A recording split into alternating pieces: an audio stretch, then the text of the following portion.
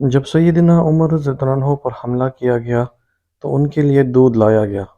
جیسے ہی آپ نے دودھ پیا تو وہ آپ کی پسلیوں کے زخم سے بہہ نکلا۔ طبیب نے ان سے کہا، اے امیر المومنین، وصیت فرما دے، آپ زیادہ دیر زندہ نہیں رہ سکیں گے۔ تو انہوں نے اپنے بیٹے عبداللہ کو بلایا اور کہا کہ حذیفہ بن الیمان کو میرے پاس بلاؤ۔ حذیفہ بن الیمان حاضر ہو گئے۔ یہ وہ صحابی ہے جنہیں نبی کریم صلی اللہ علیہ وسلم نے منافقین کے ناموں کی فہرست عطا کی تھی، اور ان ناموں کے بارے میں اللہ پاک، اس کے رسول صلی اللہ علیہ وآلہ وسلم اور حذیفہ بن الیمان کے علاوہ کوئی نہیں جانتا تھا۔ حضرت عمر رضی اللہ عنہ نے پوچھا، جبکہ خون ان کی پسلیوں سے بہہ رہا تھا، کہ اے حذیفہ بن الیمان، میں آپ کو اللہ کی قسم دے کر کہتا ہوں، کیا اللہ کے رسول صلی اللہ علیہ وسلم نے میرا نام منافقین کے ناموں میں لیا ہے یا نہیں؟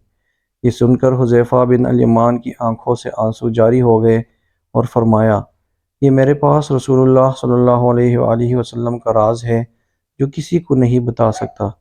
آپ نے پھر پوچھا، خدا کے لیے مجھے اتنا بتا دے، اللہ کے رسول صلی اللہ علیہ وسلم نے میرا نام شامل کیا ہے یا نہیں؟ حذیفہ بن الیمان کی ہچکی بند ہو گئی اور کہتے ہیں، اے عمر رضی اللہ عنہ، میں صرف آپ کو بتا رہا ہوں، اگر آپ کی جگہ کوئی اور ہوتا تو میں کبھی بھی اپنی زبان نہ کھولتا، اور وہ بھی صرف اتنا بتاتا ہوں کہ رسول اللہ صلی اللہ علیہ وسلم نے اس میں آپ کا نام شامل نہیں کیا۔ حضرت عمر رضی اللہ عنہ نے اپنے بیٹے عبداللہ سے کہا کہ دنیا میں میرے لیے ایک چیز باقی رہ گئی۔ حضرت عبداللہ نے پوچھا، وہ کیا ہے ابا جان؟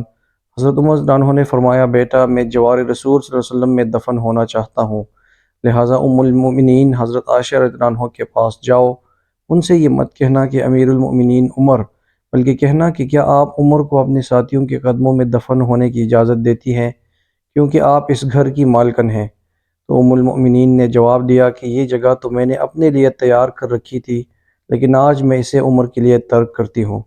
عبداللہ ابن عمر رضی اللہ عنہ شادہ و فرحان واپس آئے اور عرض کی، اجازت مل گئی ہے۔ عبداللہ ابن عمر رضی اللہ عنہ نے دیکھا کہ حضرت عمر رضی اللہ عنہ کا رخسار مٹی پر پڑا ہے، تو انہوں نے آپ کا چہرہ اٹھا کر اپنی گود میں لے لیا۔ حضرت عمر نے اپنے بیٹے کی طرف دیکھا اور فرمایا کہ کیوں تم میرا چہرہ مٹی سے بچانا چاہتے ہو؟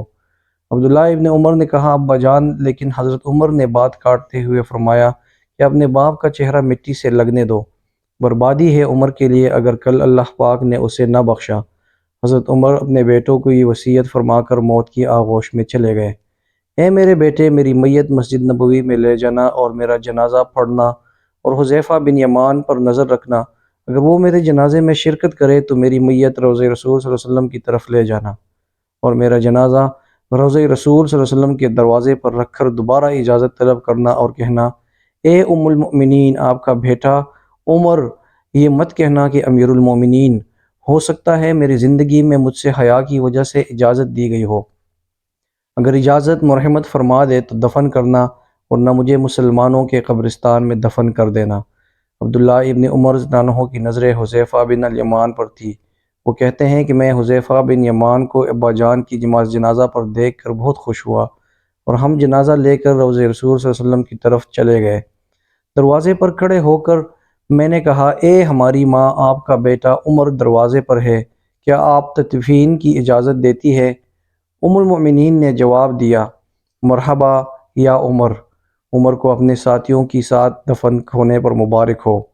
ام المؤمنین نے اپنی چادر سمیٹی اور روضہ رسول صلی اللہ علیہ وسلم سے باہر نکل آئی۔